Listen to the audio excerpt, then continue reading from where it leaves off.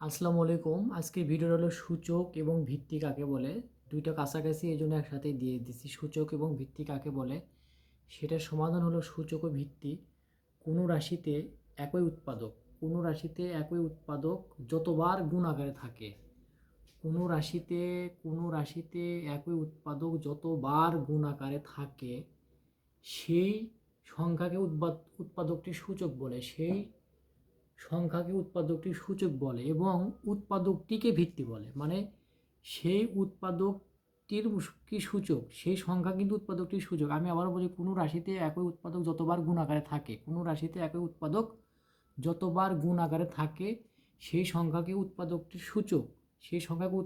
সূচক এবং উৎপাদকটিকে ভিত্তি বলে। এখন কথাটা হলো, যেমন দুইয়ের মধ্যে উৎপাদক আছে একবার, তাহলে দুইয়ের উপর পাওয়ার ওয়ান, টু গুণন ওয়ান, ওয়ানেই হচ্ছে, যেহেতু উৎপাদক একবার।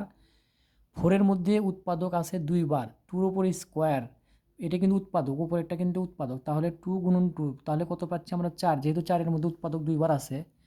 আটের মধ্যে উৎপাদক আছে তিনবার, টুর ওপর কিউব, তাহলে তিনটা দুই গুণ করলে আমরা আট পাচ্ছি।